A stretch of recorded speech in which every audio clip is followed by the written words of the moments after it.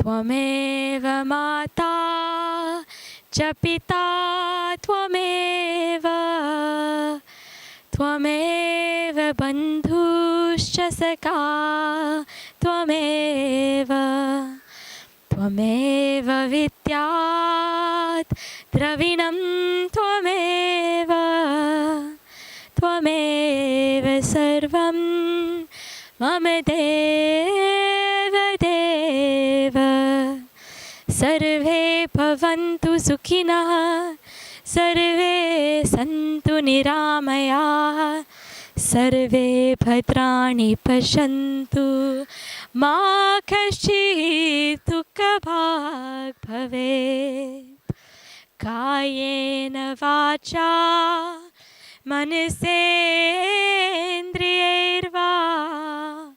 बुद्ध्यात्मना वा प्रकृतेर्स्वभावा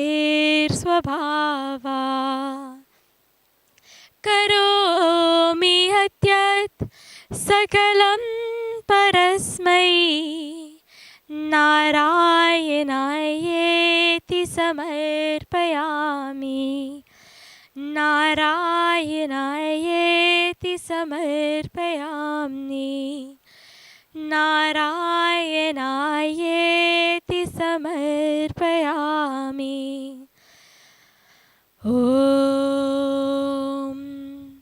भूर्भुवस्सुवः तत्सवितुर्वरेण्यं भर्गो देवस्य धीमहि धियो यो नः प्रचोदयात् ॐ भूर्भुवस्सुवः तत्सवितुर्वरेण्यं भर्गो देवस्य धीमहि धियो यो नः प्रचोदयात् ॐ भूर्भुवस्सुवः तत्सवितुर्वरेण्यं भर्गो देवस्य धीमहि धियो यो नः प्रचोदयात् ॐ त्र्यम्बकं यजामहे सुगन्धिं पुष्टिवर्धनम् उर्वारुकमिव बन्धनान् मृत्योर्मुक्षीयमामृतात् ॐ त्र्यम्बकं यजामहे सुगन्धिं पुष्टिवर्धनम् उर्वारुकमिव बन्धनान् मृत्योर्मुक्षीयमामृतात् ॐ त्र्यम्बकं यजामहे सुगन्धिं पुष्टिवर्धनम् उर्वारुकमिव बन्धनान् मृत्योर्मुक्षीयमामृतात् ॐ त्र्यम्बकं यजामहे सुगन्धिं पुष्टिवर्धनम् उर्वारुकमिव बन्धनान् मृत्योर्मुक्षीयमामृतात् ॐ शान्ति शान्ति शान्तिः हरिः ॐ श्रीगुरुभ्यो नमः हरिः ॐ. Welcome to Satsang. Here we are back on the sacred and beautiful banks of Mother Ganga at this beautiful, beautiful time of sunset. Welcome to our Satsang. So touched and grateful to be able to connect with all of you. Ideally would be to have you all sitting here together, as together we sit on the banks of Ganga, as together we perform the divine arti, and then after the arti, as together we gather in satsang. But one of the core pieces of both the spiritual life as well as just a grounded, peaceful, successful life is the ability to distinguish between the real and the ideal. So in an ideal world, you'd all be here and we'd be gathered together in this beautiful evening that might give us some rain on the banks of Ganga. But in the reality of the situation, you're in so many different cities and countries all over the world. And so we take that reality, we hold the ideal, holding that vision, holding that intention, knowing that soon it will manifest, knowing that soon we will be together. But in this exact moment, in this exact intersection of time and space, you're in your cities, in your countries around the world. And so in that reality, we use this beautiful gift of technology. The cameras, the wires, the internet in the air, flowing somehow magically, connecting us through these wires. And I feel so deeply grateful for that at this time of the pandemic, at this time of being physically separate, we actually have this ability through technology to connect. And today, of course, also is International Friendship Day. And so it's a beautiful day to remember not only the beautiful gift of celebration of friends, but also the gift of the ability to connect in the heart, in the spirit, in the energy, even when we can't be physically together, and to make friends across rivers, across oceans, across continents, that our friends aren't only those we go out for tea and coffee and meals with, or share birthdays or successes or failures with. But our friends are all those we're connected to. And during this time of the pandemic, we've been forced actually into something very beautiful, which is recognizing how we can be connected even when we're not physically present with each other. So on this beautiful International Friendship Day, welcome. And I'm so grateful to be able to sit with you all in satsang. It is said that you have to do intense practice to become Jivan Mukta. But it is also mentioned many times in our scriptures that going to places like Kashi and Badrinath, or fasting on Mahashivratri, or merely putting one's ashes in Ganga can liberate one's soul and give moksha. Is it that easy? Great. So, moksha, freedom, is in the mind, meaning the bondage is not the body.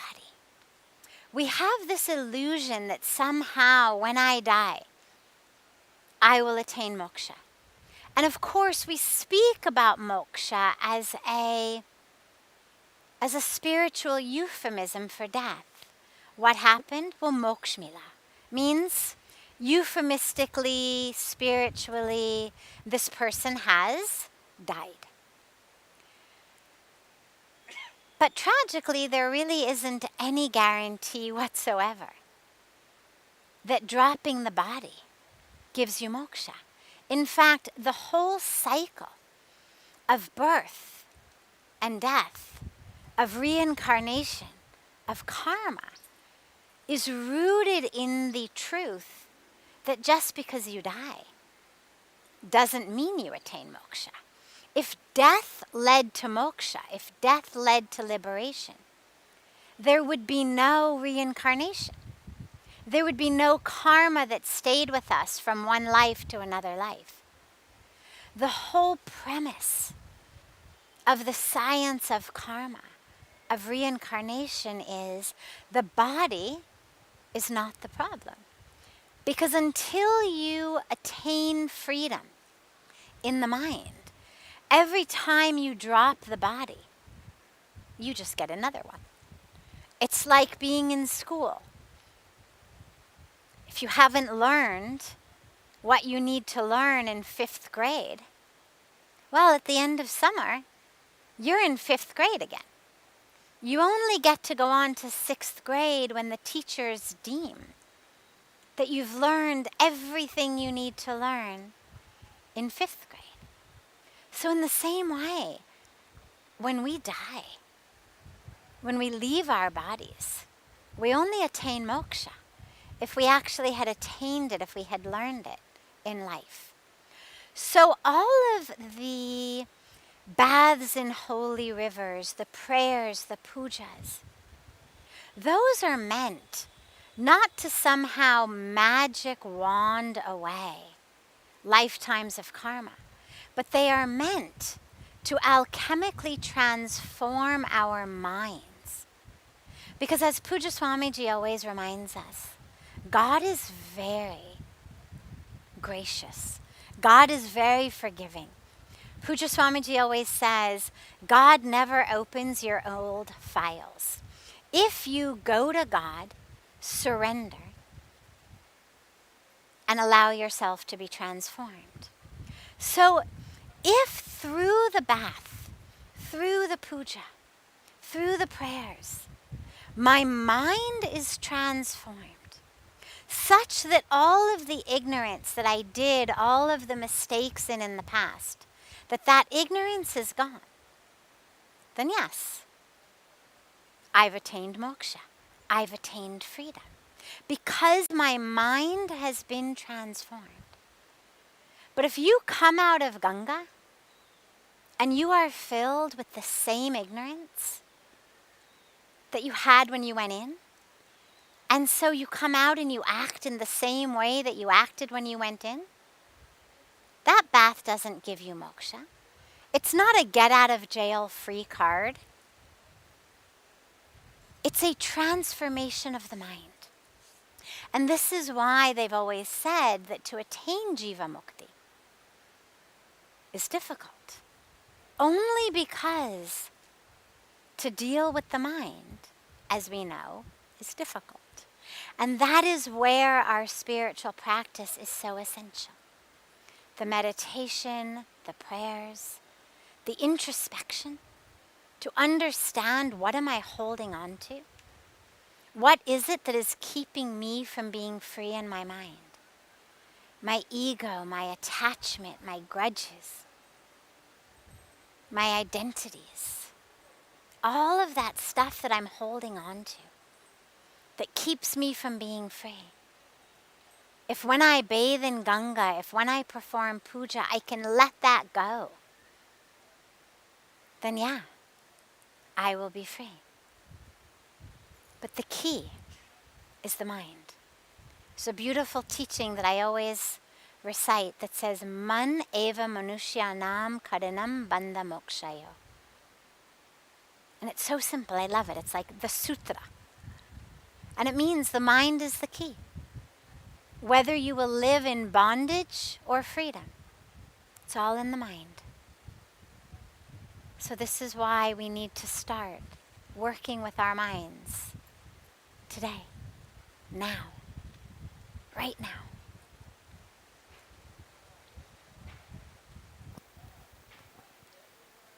Why is there a separation between males and females in Hinduism, even for children? What is the intention? And doesn't it create boundaries instead of union?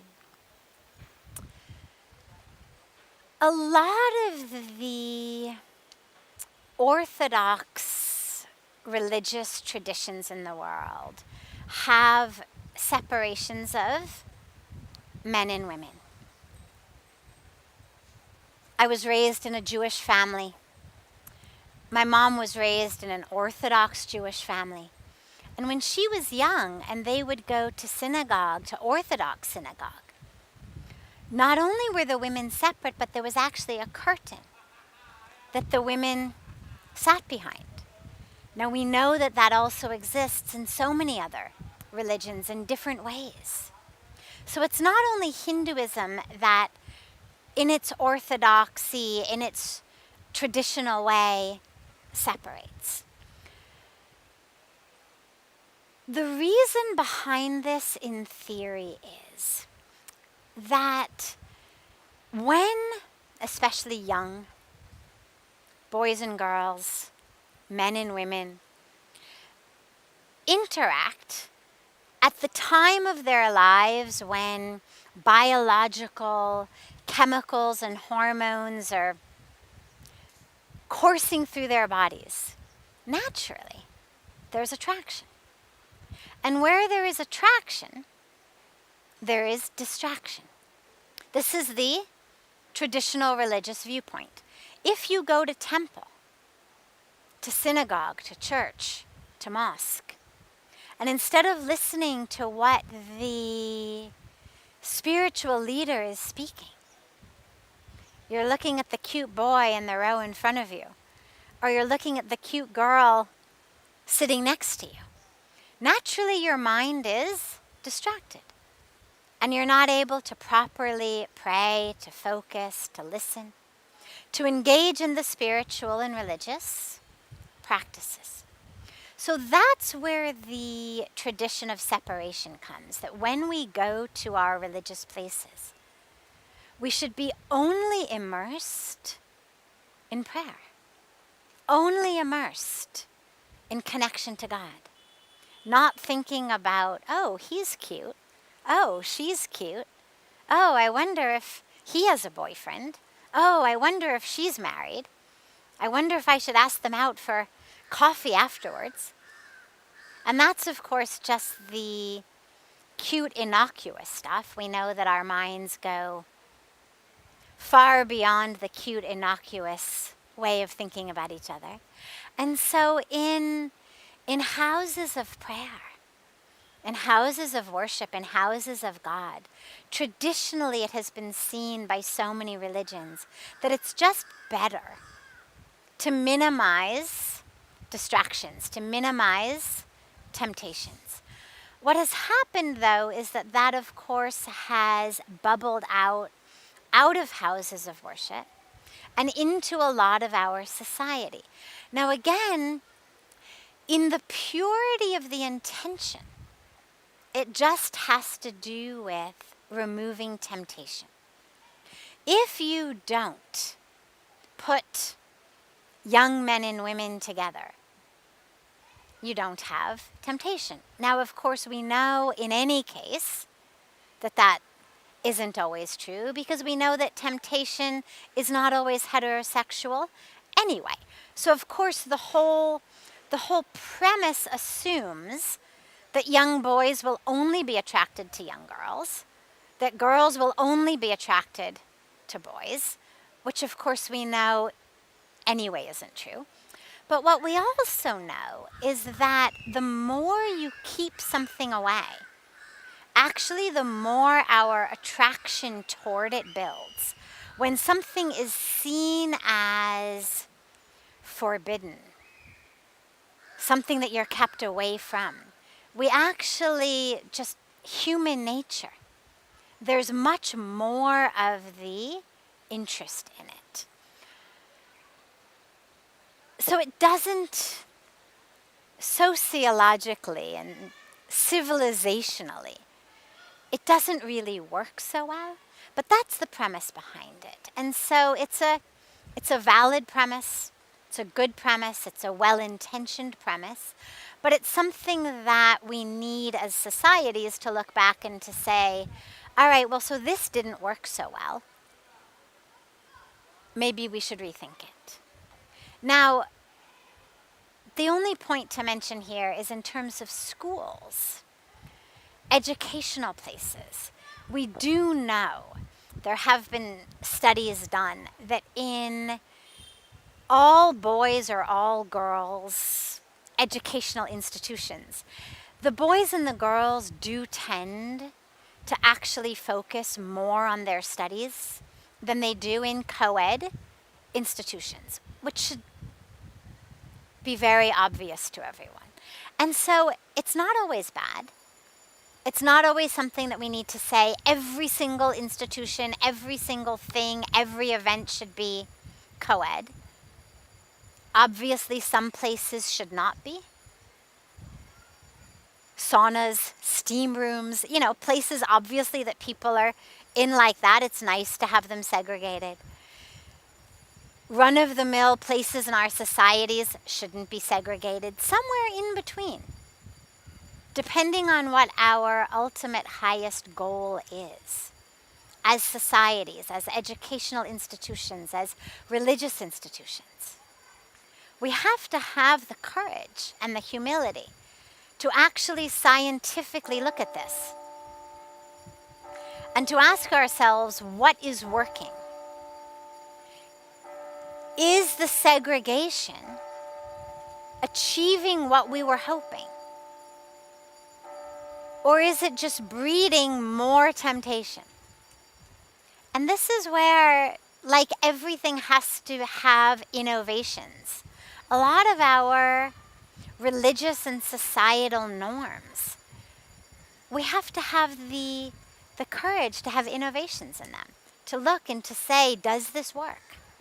And where it doesn't, to stop, to say, all right, let's try something new. So it's not so much about separation. Don't worry about that so much. It's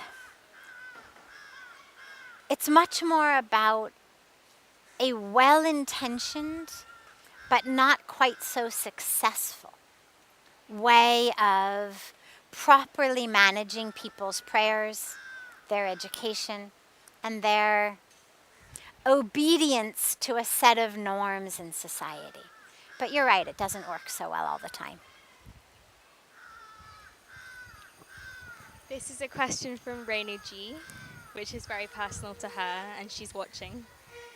I really want to know in detail what the significance is of the Mundun that is done in Indian culture. Please, can you explain it? They obviously want to do it, yes, but that she of course. wants to make sure yes. she knows why. So, in our Hindu tradition, we have what are called sanskaras. And they are the rites of passage throughout our lives. And one of the core sanskaras is the Mundun Ceremony, in which, depending on different traditions, it's done sometimes in the first year, sometimes in the second year, sometimes in the third year of life. Some traditions shave the full head. Some traditions leave the sacred patch of hair in the back, which is seen as sort of an antenna to God. Different traditions have different specific ways of doing it, but the theory and the teaching behind it is that in order to really break the chain with the past lives, we shave the head. That in order to really embark fully in freedom, in this life, the head is shaved. That there is some way in which the hair ties us back to past lives. Now, again, along with our sanskaras, along with so many different rites and rituals, and even different holidays, different parts of India different lineages have a little bit of different spiritual significance to it. Really, what is most important is it's not so much about the hair. Sanskaras, we know, mean impressions. And they are impressions on the psyche. The hair grows back. You can cut it off all you want. It's going to grow back. And whether we believe that it grows back cleaner and purer, or whether we believe that it just grows back stronger and healthier, either way, what matters most is that these sanskaras that are done with the appropriate Vedic mantras, with the pujas, with the prayers, with all of that holy and sacred energy upon them, that leaves the impression upon the child. And that is actually what's much more important. And so, yes, there are different reasons that we speak about the hair and the first hair being impure. But more important than the actual shaving of the head is the sanskara, the ritual upon that child. And that's why it's not just a matter of, oh, get the kid to a barber and shave the head, but why it's always done with beautiful mantras. We've done so many children's Mundun ceremonies here, and it's so beautiful because on the banks of Ganga or in other holy places, not only is the child having this puja done, but the entire psyche of the child is being impacted by the chanting of the mantras, by the prayers, by the pujas, all of that energy. And we know that we're energetic beings. We know that all of the energy in the universe impacts us. Whether it's something as obvious and kind of mundane as a really loud noise, if next to a child's ear you go, the child startles. In fact, it's, part of the standard sort of neurological tests that they do on babies to make sure that everything is functioning properly. If the child doesn't startle, there's something wrong. So a loud noise, the energy, the sound waves of that clap have an impact on the child.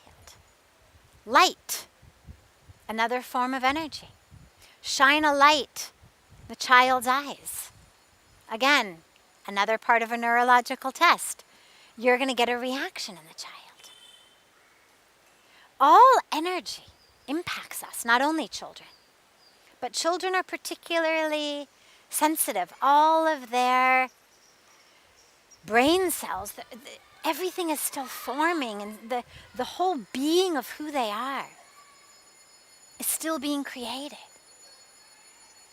And so all energy impacts them very much. That's why the early years, not just what we say to our children, but the tones of voice we use, the look on our face, the volume, the way we hold them or don't hold them, all of that, it impacts them so deeply.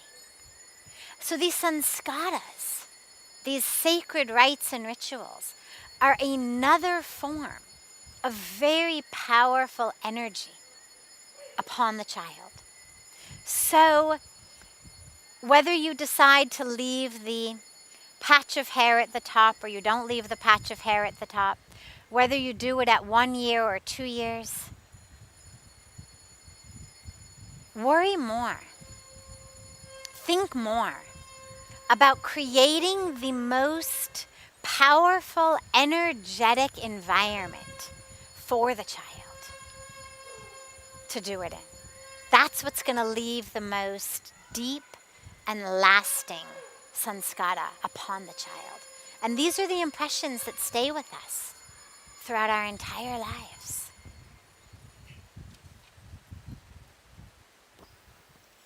My mind is not stable during meditation.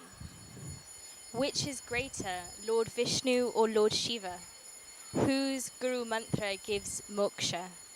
Sometimes I think I should take Lord Shiva Guru Mantra and sometimes Lord Ram. I'm very confused.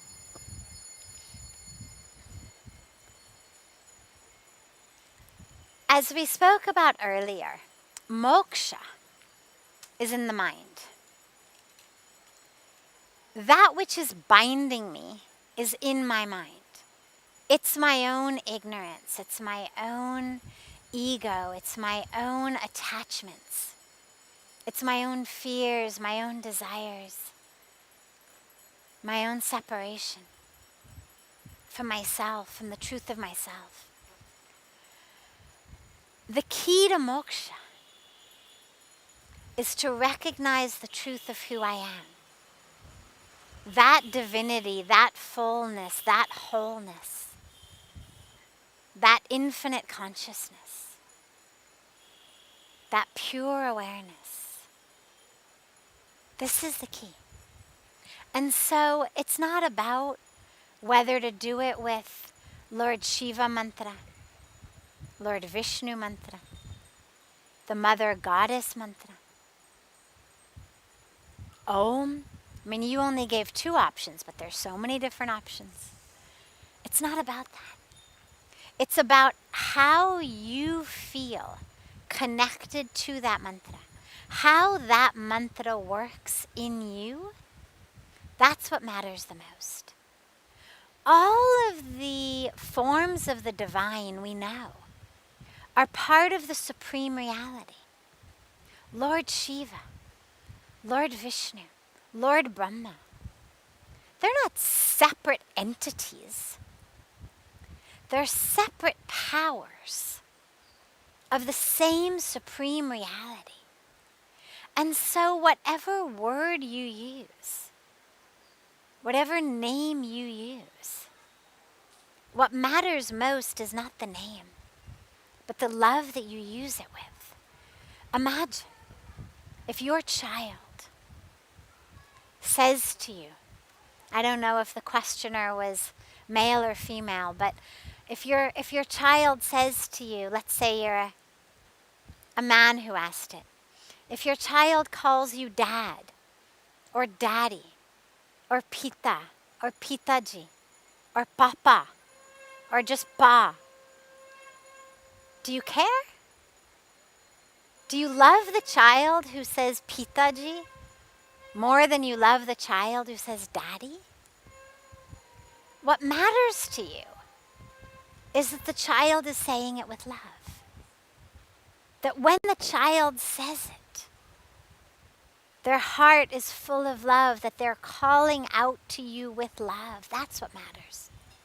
So whether you're praying, Hey Shankar Bhagwan, Hey Bhagwan Shiv, Om Namah Shivaya. Whether you're praying to Lord Vishnu or any of Lord Vishnu's incarnations, you're praying to Krishna, you're praying to Ram, to any of the incarnations, or are you praying, Hey Ma Durga, Ma Saraswati, Ma Lakshmi, Ganeshji, Jai Hanuman, right? I mean, how many options? We have infinite numbers of options. All that matters is that you pray with love.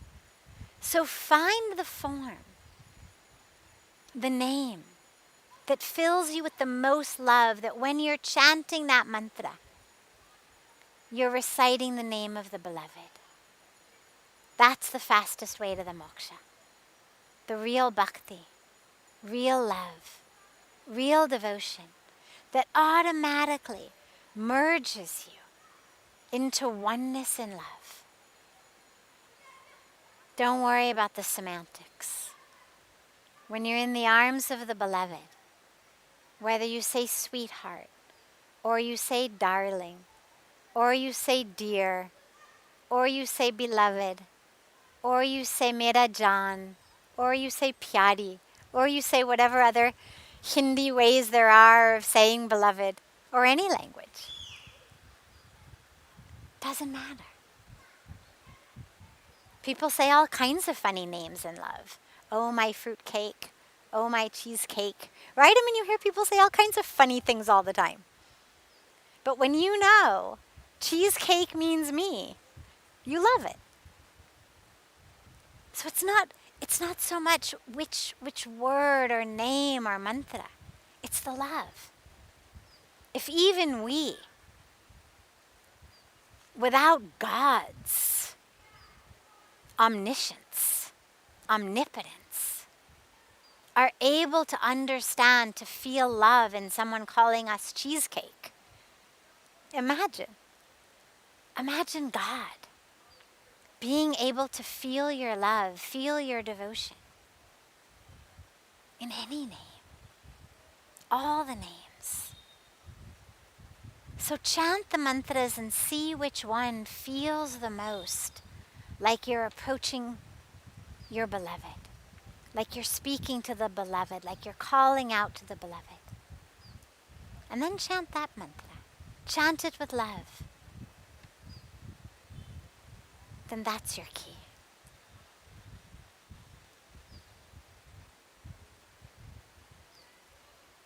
Have a beautiful, beautiful rest of your night or your day, wherever you are in the world. And join us tomorrow for our Friday evening sunset meditation, or sunrise meditation if you happen to be joining us live from California. So much love to all of you, in your homes, in your cities, all across the world, and waiting for